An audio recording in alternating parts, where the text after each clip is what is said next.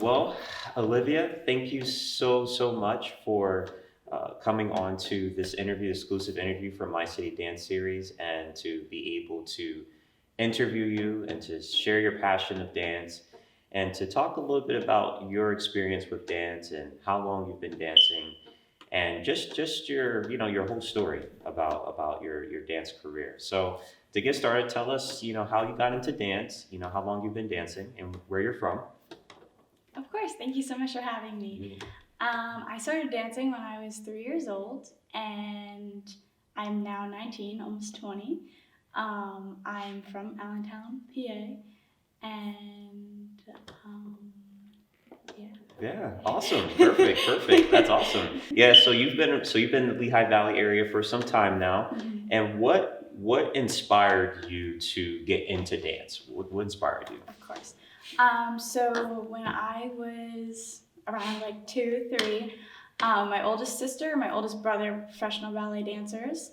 At like 14, 13, Russian trained. They were amazing.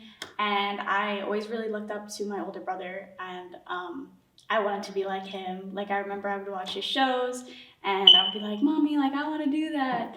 And my brother would always come home and he'd like teach me how to turn out my foot and how to like point properly and how to do an arabesque.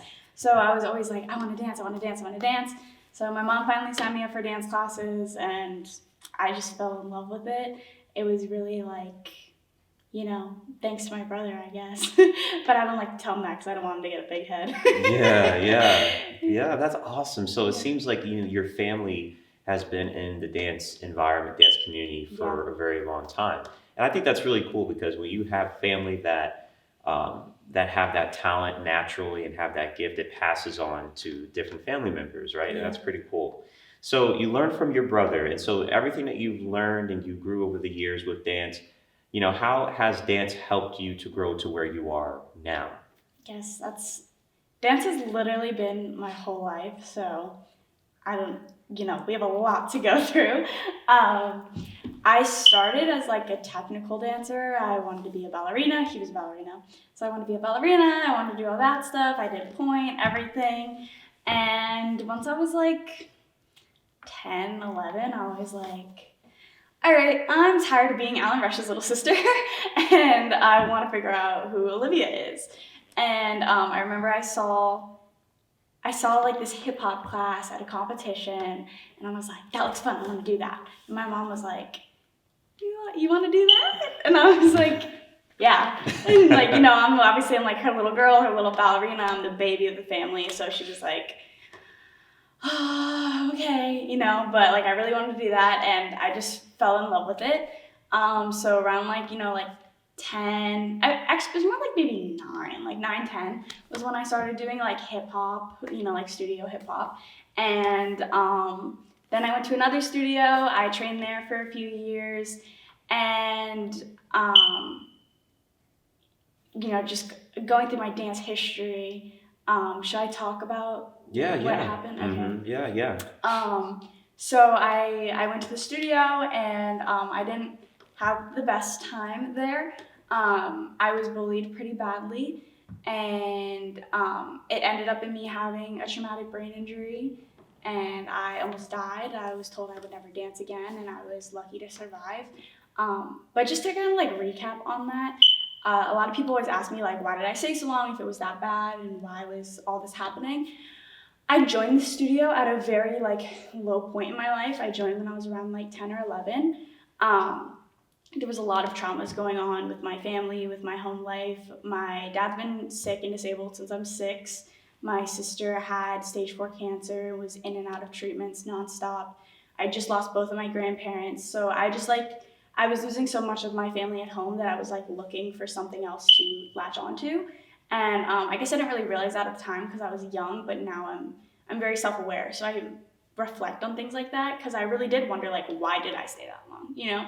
And I kind of like got pulled in under this idea of a family, and it turned toxic so quick. But I was like so desperate for that connection and that support system that I just put up with it. And it wasn't really until my head injury when I really like snapped out of it and was like, whoa, like this is too much. And from there, it was really just like starting over. I was, I wasn't planning on to continuing dancing. I just wanted to continue and move on with my life. But as I went through different rounds of therapy, I was not making any progress. I went through physical therapy, I went through cognitive therapy, I went through vision therapy, speech therapy, like literally probably any type of therapy you could think of, I went through.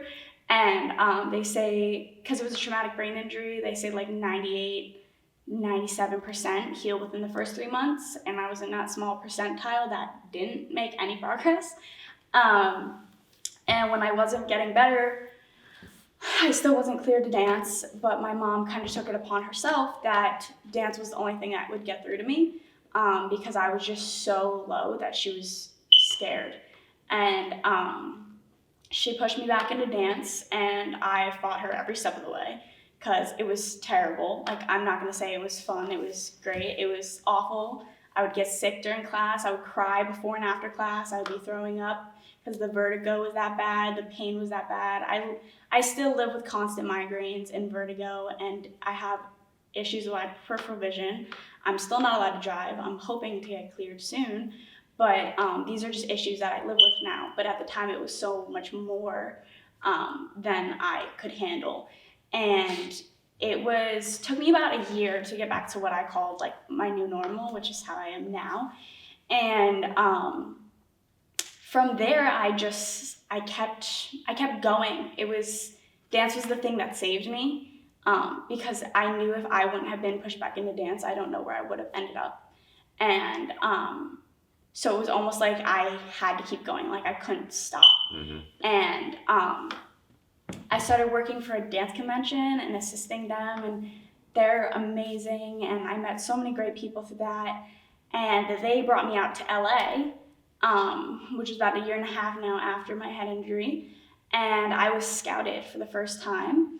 I'm now represented by Block LA and New York City, so I'm bi-coastal, wow, which was amazing, especially for 15-year-old me, my first time going to LA. Mm-hmm. Like, that was just insane. Mm-hmm. I was in a room full of the most amazing, like, top adult dancers in LA, so it was just, like, so, like, overwhelming, but just, like, I felt like, as like, enjoyed as I was, like, so, like, happy, I also felt like, part of me felt like I didn't deserve it. I felt like I wasn't where I wanted to be to receive that.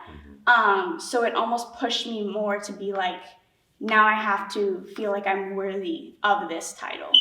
And so that was a lot of a driving force for me, was just to feel like I actually deserved it, you know?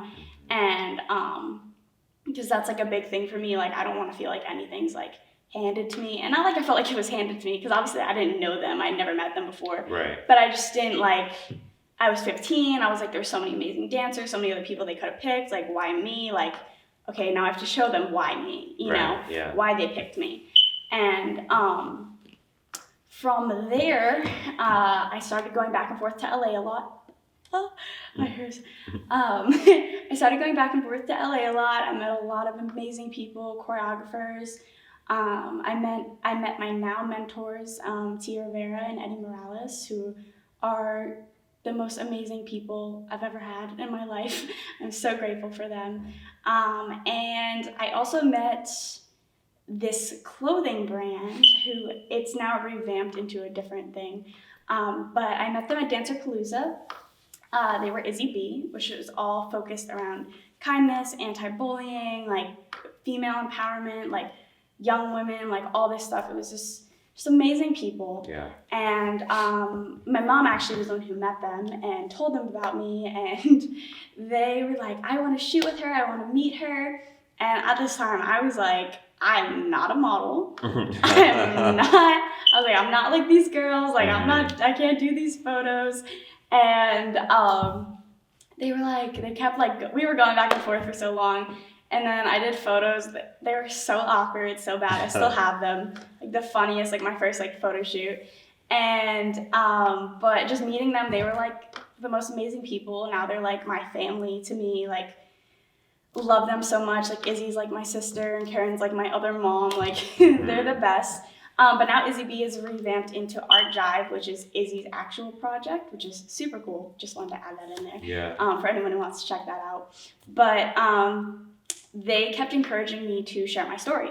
I was very like, at the time, I didn't want really anyone to know, because I didn't want to be looked at as like that girl who had like a head injury, or that girl who has like issues, or oh, she has like a bad past. You know, like I didn't want to be that girl. But they were just telling me like, you know, you're not that girl. Like, there is no that girl. Like, you're just sharing your story. Like, you could help so many people by sharing your story.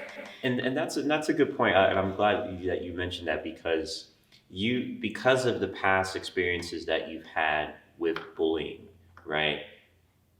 You didn't allow that to define you, right? You didn't allow that to define you. You didn't allow that to stop you from continuing to grow, which is why now you're still going. You're still continuing that passion, and your mom and your family has also contributed to that as well, right? Yes. And so I wanted to kind of segue into the impact part, right? Your colleague, your friends are telling you can make an impact by helping people in starting your own nonprofit organization. Yes. So let's talk about that. Yeah. That's a great point. Like you said, I didn't let it define me. I feel like when people are faced with these like trials or traumatic experiences in their life, they have two options. You can either let it bring you down and become one of them, or just as bad, or you can take it and you can rise from it, and you can use that to help other people. So my mom, biggest thing with my mom was always to, you know, never become jaded and never let them steal your light. And that was a big thing for me, because it really is easy to fall into that. But luckily I had that support system and my family there to hold me accountable and never let my emotions get the best of me. But yes, I was just about to jump into that. So they had me share my story, and I posted on YouTube. I was not expecting to get a big response. And it's not like it went viral or anything at all, but I just wasn't really expecting like anyone to watch it. I was just kind of posting it to get it out there. I never really like talked about it before. And the response that I got for me was like overwhelming, because I had so many kids and like young girls and just people overall that like I had no idea they went through anything. And they were like, you have no idea how much this helped me. Like, I went through this, and that. They were asking me questions, asking me for advice and all this stuff. And I started mentoring people through DM. And I was just like kind of there for them, just giving them advice, like a big sister. And I told my mom, I was like, I really like doing this. Like, I really like helping people. I feel like I found my thing. And because, you know, as much as I love dancing, like, there's something more, you know, like I always knew there was something more to my purpose, something more. I really found myself faced with that a lot. I don't, you know, not everybody's religious, but I am. And I had so many things that had happened to me in my life that I haven't even talked about publicly, and that I don't care to, but just so many things that happened that I shouldn't have survived and shouldn't have overcame. And when I did, I really was just like, one of the last times it just really like snapped to me to like, okay, there's a reason I'm here. Like, I'm here for a purpose bigger than I can understand, a purpose bigger than myself. And I'm going to do whatever I can to figure that out and fulfill that purpose. And when I started helping these kids, I was like, something just like lit up inside me. Like, these kids hold such a special place in my heart. Like, they have no idea how much they mean to me. And so I started my website, Sunshine Loves You, where I could message kids and back and forth. They could send me like emails or like anonymous messages, like to my phone, stuff like that. And then after about a year or so of doing that, I was like, how do I incorporate dance into this? Like, this all started because of dance. So I had this idea. I went to someone close to me. She was like, yeah, let's do it. We'll put together an event. it was kind of like a trial and error. It was like, who's going to show up? If this goes good, what are we going to do from here? If it goes bad, are we going to try and do another one? It was really just like a, let's see what happens. Right. So I made a flyer. I posted it. It was a completely free class. Anyone could show up. It was donation based. I had over 33 people show up to my first class in New York City. Wow. I was so close to tears when I walked in and saw all those people there because I just felt so overwhelmed with love and support. As a 17-year-old teaching a class in New York City, like that was just like, it was amazing. Like I had friends come from Allentown. I had friends come from Philly. It was crazy. That support is just amazing, right? And it really goes to show too that you're not alone. Yeah. Right? And that people hear you and they see you and they see what you're trying to achieve and they want to support you, they want to be behind you, right? Yeah. And so I was thinking too, because I think I saw a video of that on your page. I think it was the video you were sitting in the chair in the studio. Was that the video? Yeah, that was my first class. Wow. It was crazy. I was so scared. I just remember like I had like notes on my phone of like bullet points of like things to say because I have such bad anxiety, especially like talking in front of people. I'll start rambling and going off of this whole thing. So I was like sitting there the whole time like shaking and like talking. But it was just like, it was such a cool experience because it was like once I did that, it was like, all right, that was super cringy, but what can I do to move forward from that? Exactly. And now I like personally I feel like I still obviously have anxiety and I ramble a lot, but I feel like I've gotten a lot better with speaking and like interviews like this type of thing because I would always get super nervous and not know what to say.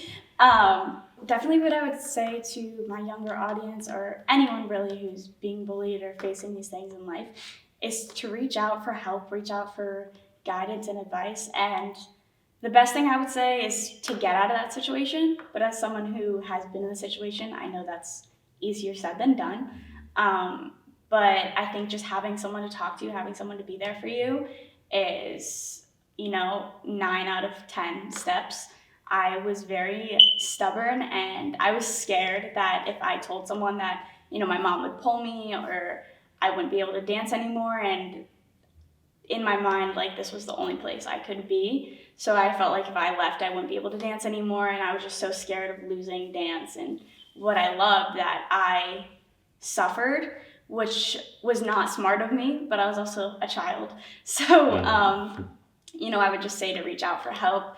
And as far as like overcoming it, like I said in the beginning, we have these trials and tribulations in our lives that are meant to break us down and they're meant to end us. And it's how we respond to them is what defines us as people. So, well, Olivia, thank you so much. It was a pleasure being here with you and interviewing you and hearing your story. And as many people watch this interview, you definitely set the example. You have gone through a lot, but you haven't allowed that to define you, and you have become the beautiful person that you are today. And my throat. But you have become the beautiful person that you are today, and you continue to grow beautifully as well with the support that you have. So thank you. Thank you so much. much. You're It's welcome. so amazing being here. You're welcome.